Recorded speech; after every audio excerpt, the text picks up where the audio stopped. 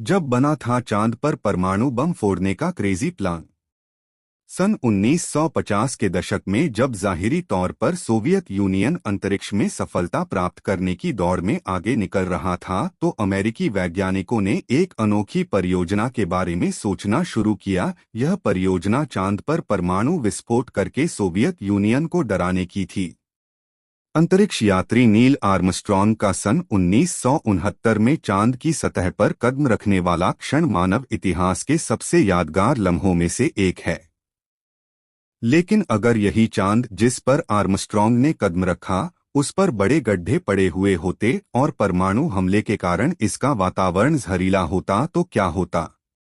जब पहली बार मैंने शोध पत्र a study of lunar research flights भाग 1 पढ़ना शुरू किया तो यह ऊपरी तौर पर काफी प्रशासनिक और शांतिपूर्ण मालूम हुआ। यह ऐसा शोध पत्र था जिसे आप शीर्षक पढ़ने के बाद आसानी से नजरअंदाज कर सकते थे, और शायद लिखने वाले भी यही चाहते थे।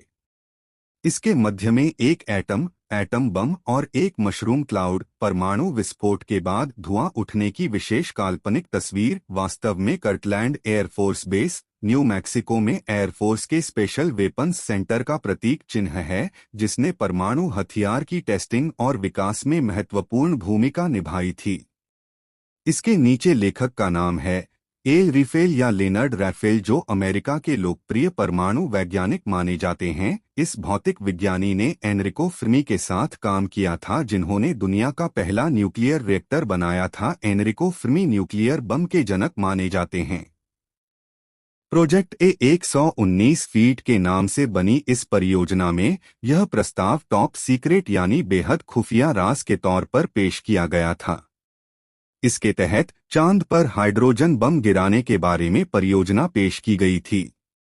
ध्यान रहे कि हाइड्रोजन बमों को उस परमाणु बम से कहीं अधिक विनाशकारी समझा जाता है जो सन 1945 में हिरोशिमा पर गिराया गया था, और उस समय यह न्यूक्लियर डिजाइन के हिसाब से आधुनिकतम था। सीनियर अफसरों की ओर से इस परियोजना को जल्द से जल्द मुकम्मल करने के निर्देश के बाद रैफेल ने मई 1958 और जनवरी 1959 के बीच परियोजना के संभव होने के बारे में कई रिपोर्ट पेश की थीं। इत्तेफाक की बात यह है कि एक वैज्ञानिक जो इस अत्यंत विनाशकारी परियोजना की प्लानिंग में शामिल थे, वह आगे चलकर प्रसिद्ध होने वाले व्यक्ति कार्ल सेगन थे। वास्तव में इस तरह के प्रोजेक्ट के होने के बारे में पहली बार सन 1990 में जानकारी मिली थी, जब सेगन ने एक नामी यूनिवर्सिटी में अपने आवेदन में इसके बारे में जिक्र किया था।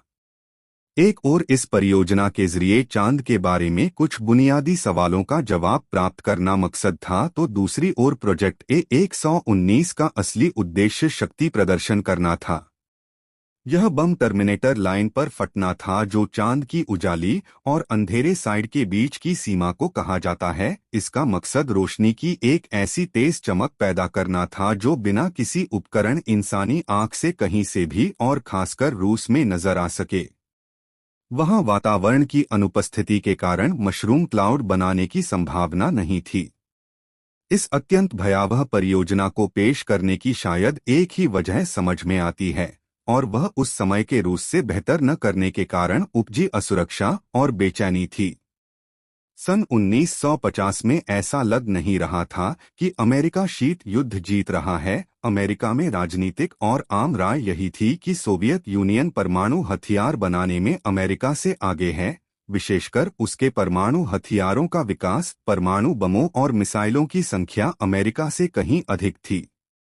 सन 1952 में अमेरिका ने पहले हाइड्रोजन बम का प्रयोग किया था। 3 साल बाद सोवियत यूनियन ने वाशिंगटन को अपने हाइड्रोजन बम के प्रयोग से हैरान कर दिया। सन 1957 में सोवियत यूनियन ने अंतरिक्ष की दौड़ में वर्चस्व प्राप्त करते हुए स्पुतनिक 1 लॉन्च किया था, जो पृथ्वी के चारों ओर चक्कर लगाने वाला पहला कृत्रिम उपग्रह था।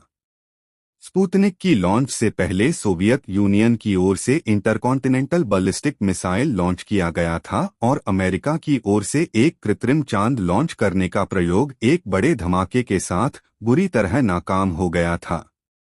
इस धमाके और उसके वेंगार्ड रॉकेट को लगने वाली आग की वीडियो पूरी दुनिया में दिखाई गई थी। उस समय एक ब्रितानी न्यूज रील में कही गई बात चुभने वाली थी। द वेंगार्ड नाकाम हो गया। यह एक निस्संदेह बड़ा धक्का है, विशेषकर प्रोपगैंडा और प्रतिष्ठा के दौर में।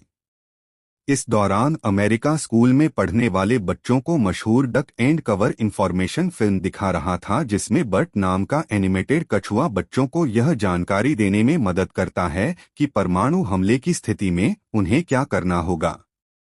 उसी साल अमेरिकी अखबारों में एक सीनियर खुफिया सूत्र के हवाले से एक खबर दी गई थी। इसमें लिखा गया था कि सोवियत यूनियन 7 नवंबर को क्रांति की वर्षगांठ पर चांद पर हाइड्रोजन बम गिराने की योजना बना रहा है। यह खबर अखबार the daily times new Philadelphia, Ohio में छपी थी। इसके बाद यह खबर भी आई कि सोवियत यूनियन अमेरिका के सबसे पास के पड़ोसी पर परमाणु हथियारों से लैस रॉकेट से हमला करने की योजना बना रहा है। शीत युद्ध से संबंधित अक्सर अफवाहों की तरह यह कैसे फैली और उनकी शुरुआत कहां से हुई, किसी को मालूम नहीं है। हैरत की बात यह है कि इस डर ने सोवियत यूनियन को भी इस बारे में योजना तैयार करने पर मजबूर किया। उस परियोजना का कोड नेम E4 रखा गया था और यह परियोजना अमेरिका की योजना की कार्बन कॉपी थी। बाद में इस परियोजना को सोवियत यूनियन ने भी उन्हीं कारणों से रद्द कर दिया था कि इसके विफल होने की स्थिति में बम सोवियत धरती पर भी गिर सकता है। उन्होंने यह नतीजा निकाला कि इसके कारण अत्यंत गैर जरूरी अंतर्राष्ट्रीय दुर्घटना होने का खतरा है। शायद उन्हें इस बात का अंदाजा हो गया था कि चांद पर उतरना इससे बड़ा कारनामा है। हालांकि प्रोजेक्ट A119 भी सफल हो सकता था। सन 2000 में राफेल ने इस बारे में बात की। उन्होंने इस बात की पुष्टि की थी कि यह परियोजना तकनीकी तौर पर संभव है और यह धमाका धरती पर भी साफ तौर पर देखा जाता।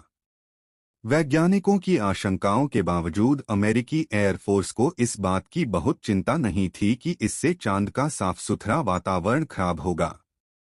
विज्ञान और परमाणु तकनीक के इतिहास पर काम करने वाले एलेक्स वेलरस्टीन का कहना है कि प्रोजेक्ट A119 स्पुतनिक के लॉन्च के खिलाफ सामने आने वाले कई विचारों में से एक था। उन्होंने कहा, उनमें स्पुतनिक को शूट करने की भी योजना थी, जो सुनने में बहुत खराब लगता है। वह उन्हें ऐसी कल्पनाओं के तौर पर देख रहे थे जो लोगों को प्रभावित करने के लिए इस्तेमाल हों। उन्होंने अंत में अपना उपग्रह बनाने के बारे में सोचा और उसमें कुछ समय लगाया, लेकिन उन्होंने इस प्रोजेक्ट को काफी गंभीरता के साथ सन 1950 के अंत तक जारी रखा। यह आपको उस समय के अमेरिकी विचारों के बारे में जानने में मदद करता है। यह वास्तव में एक ऐसी चीज बनाने की कोशिश करना था जो प्रभावशाली हो। मेरे विचार में यह मामला न केवल प्रभावशाली बल्कि डर पैदा करने वाला भी था। वह कहते हैं, जो भी उन भूमिकाओं में होता है वह आम तौर पर अपनी मर्जी से यह काम कर रहा होता है। उन्हें यह काम करने में कोई समस्या नहीं होती। अगर उन्हें डर होता तो वह लाखों दूसरे काम भी कर सकते थे। कई वैज्ञानिकों ने शीत युद्ध के दौरान वैसा किया और फिर कहा कि भौतिकी बहुत अधिक राजनीतिक हो गई है। अंतरिक्ष की पृष्ठभूमि में अंतर्राष्ट्रीय संबंधों के बारे में बात करते हुए ब्लेडेन बोवेन कहते हैं, प्रोजेक्ट A119 मुझे कार्टून द सिम्पसंस की उस कड़ी की ओर ध्यान दिलाता है जिसमें लीसा नेल्सन के कमरे की दीवार पर न्यूक द वेल्स पोस्टर देखती हैं और इस पर वह कहती हैं कि आपको किसी चीज पर परमाणु बम गिराना है।